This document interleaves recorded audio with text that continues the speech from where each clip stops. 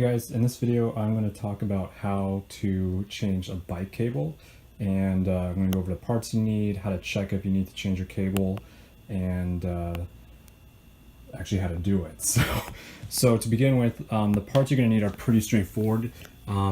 These are cable cutters. They do make special kinds of cable cutters for bike cables.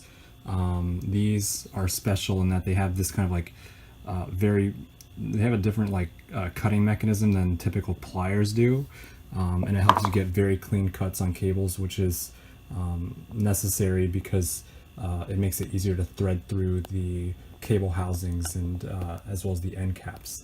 You're also going to need some pliers, and the purpose of the pliers will be to pull off the end cap that's on the current cable. If you have an end cap, obviously you'll need a replacement cable and another end cap. Sometimes you can salvage the end caps, and it's no cardinal sin if you reuse it.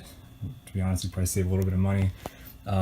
You also, I recommend having some oil, and the purpose of the oil is if you're using non-Teflon coated cable housings, you will apply a thin layer of grease to the cable, the new cable that you put in, and this is just to help prevent corrosion and help extend the life of the cable.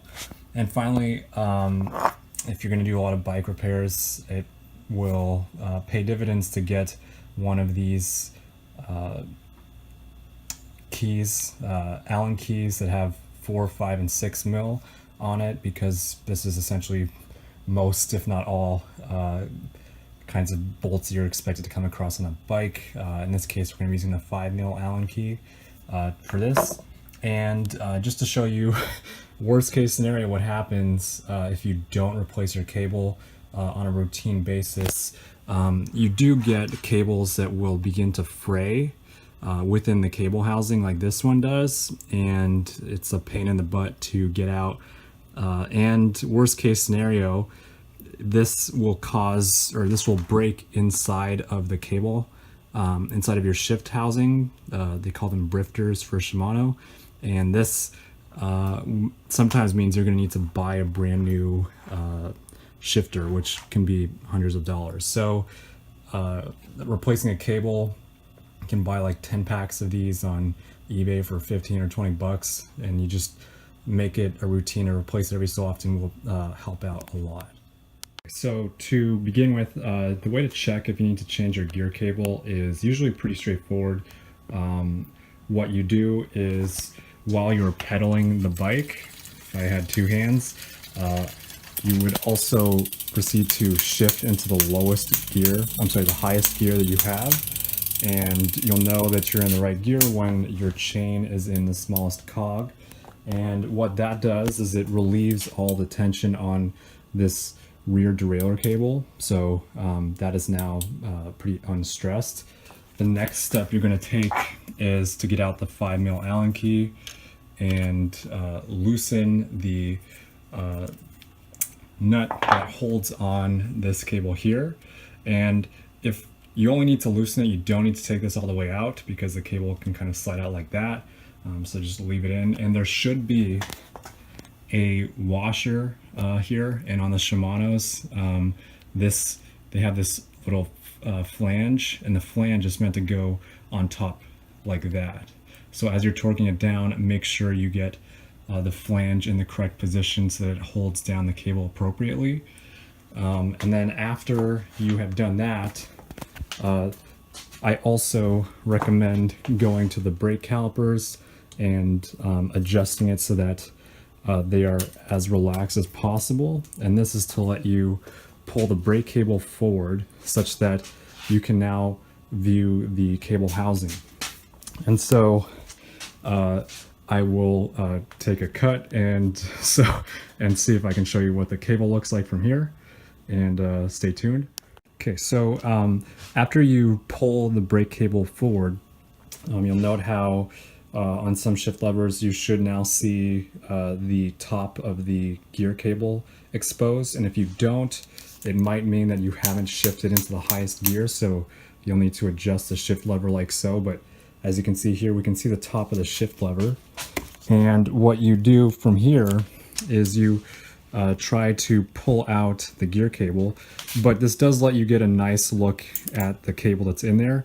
And for what I've seen over times I've done this, you will usually find the cables fraying around this part, because within the shift mechanism it's making a pretty tight turn as it's adding in tension to the cable to shift the gear back there. So you'll know it's definitely time to change your gear cable if this cable is frayed right here. But it's also cheap enough that it's just worth replacing to know that you've replaced it recently. So I'm going to continue in this and just go through replacing the full cable. Yeah, I'm going to cut here and start again. So the first step in actually replacing the cable is going to be taking the pliers to the end of the cap, and then you just pull it, and you pulled off the end cap that was on the old cable. And now that that's done, the next thing that I like to do is adjust the barrel adjuster. And you're going to want to move your barrel adjuster as far clockwise as you can, and this is to take out all of the tensions that the barrel adjuster can put in the maximum amount of tension when you put in the new cable. So at this point, make sure to rotate the barrel adjuster as far clockwise as you can. And from here on out, it's really just a matter of pulling out the old cable from the old housing, and it should come out fairly easily. And if you had problems in which your gear cable was not coming out that well, this indicates that it was being frayed, which is bad.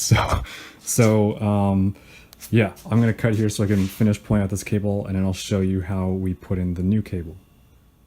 And just to show you guys, so this was a gear cable that was worth replacing because we can see that it was beginning to fray inside of the cable housing. This is a good time to have replaced the cable. Probably a few weeks ago would have been better, but if you ever see your gear cable frayed like this inside of the cable housing, definitely indication that it is time to replace it. And so now that you've got that, it's really just a matter of pulling the rest of the cable out, which is pretty straightforward. And now that you've done that, what I like to do on the new cable is take the oil, and I'll see if I can film this on the tripod so I can use both hands, but we're essentially going to apply a thin film of grease to this and then slip it into the new cable housings. And I might be scolded or whatever, ostracized for saying this, but in my opinion, with the gear cable housings, you can generally feel the resistance of the cable as it's going into these cable housings.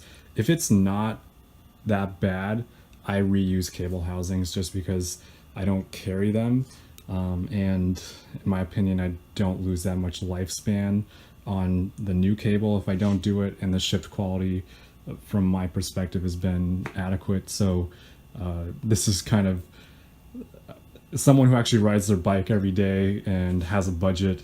This is how I do things. So yeah.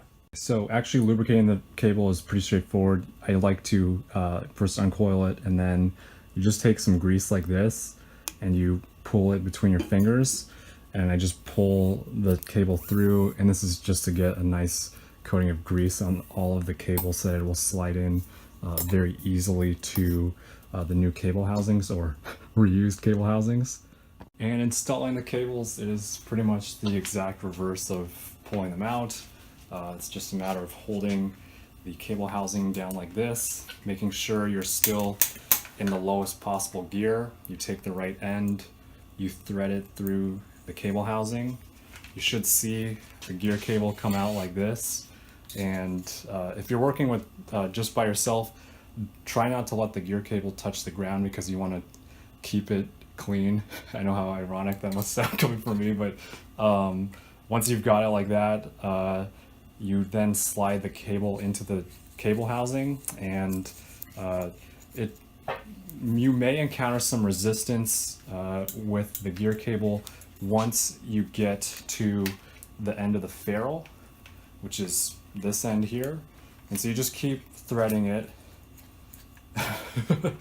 until the other end comes out like so, and you want to make sure that you get this part right. So you just thread this back through there, and once you've done that, you're going to also thread it through the bottom area. So I like to pull the cable all the way through at this point, and I'll try to get a shot of underneath the bottom bracket where we thread this through. Okay, so now that we've threaded the cable through the ferrules in the old cable housing, the next step is to take the end of the cable, and if you can see underneath the bottom bracket, it's a little bit blurry, but there is a hole that you just slide the cable through, and this is to help route the cable. And then once you get it through there, it's really just pulling the cable through.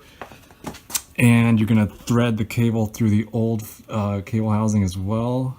If I can get it with one hand, which I can. And you just keep threading the cable through. And we see it coming out the other end here, so that's great. And we just pull the cable through. And you're gonna hold the cable with a bit of tension because you wanna make sure you keep tension throughout all the cable housings. And you'll put the cable down like this. So I'll try to get another shot of the camera here as we torque it down, and then how we actually tune the adjustment screws on this rear derailleur to get it to shift right. Okay, so now that you've got the cable this far, you're gonna keep tension on the cable while you take out the 5mm Allen key, and you're going to make sure that the cable, there's a little channel that Shimano wants to keep the cable in. You want to make sure the cable sits down in that channel as you're torquing down the 5mm Allen key that holds the cable on the rear derailleur. And so once you feel it beginning to go, something I like to do is brace the rear derailleur like this, just because on some bikes that have the rear derailleur, they have an additional mechanism here that's meant to brake if you ever get in a crash. And so if you torque too hard this way, it will cause this mechanism to break, and on steel frames like this, it can cause the frame to bend slightly.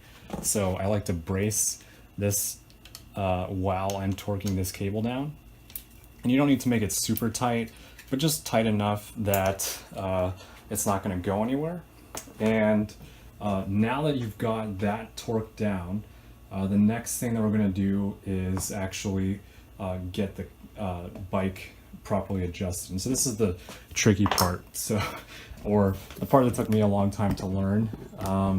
So what we're going to do is first begin to pedal in the lowest gear, and you're going to shift up one time with the shift mechanism.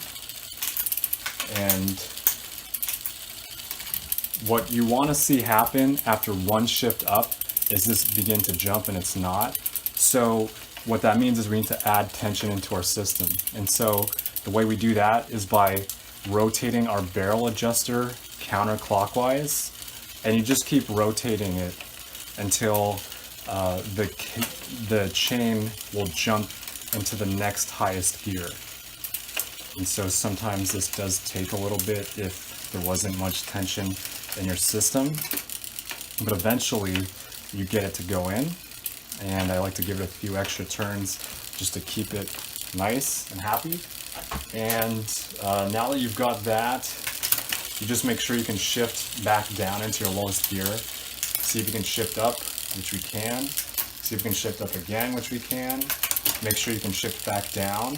And if you find that you have a hard time shifting up, like I just did, that means that you need to add in some more tension this way. So I like to think of it like you rotate it this way to help get the chain up if you're trying to shift up and you hear it kind of jumping. And then as you add tension, you just want to make sure that you can still get into your low gears. And this looks pretty happy. Something to note is with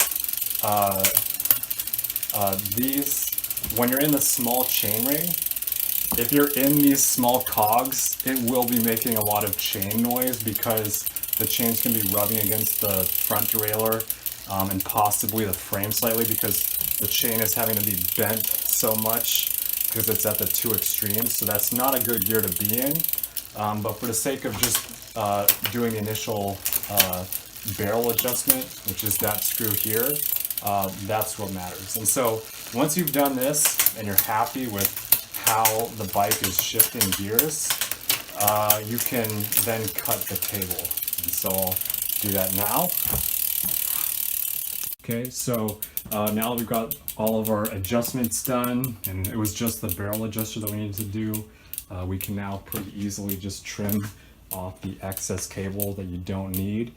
I don't recommend going all the way to the base, because if you ever have to replace the cable, if you realize you screwed up somewhere if you made your cable housing replacement too long, for instance, you need to shorten stuff up, you'll shoot yourself in the foot. So I usually give myself about 1 or 2 inches of slack here, and so you just cut that off like so. If you don't have cable cutters, it's a pain, but you can still make it work. And that wasn't that clean of a cut, so I should probably redo it. Just hold it carefully while you do it and try to make it fast. And hopefully you can see the cable has a nicer cut, which makes it easier to slide on the end cap. And so once you've got the end cap, you take out your needle nose pliers and you just slide this back on like so. And holding it like this, you then squeeze, and this holds the end cap on, which keeps the new cable from fraying at the end, which would shorten its lifespan and usefulness. So this pretty much wraps up how we can replace rear derailleur cables on bikes. It's so clean relative to the rest of the bike, but I hope you guys find this interesting and useful. Let me know if you have any questions, and thanks for watching.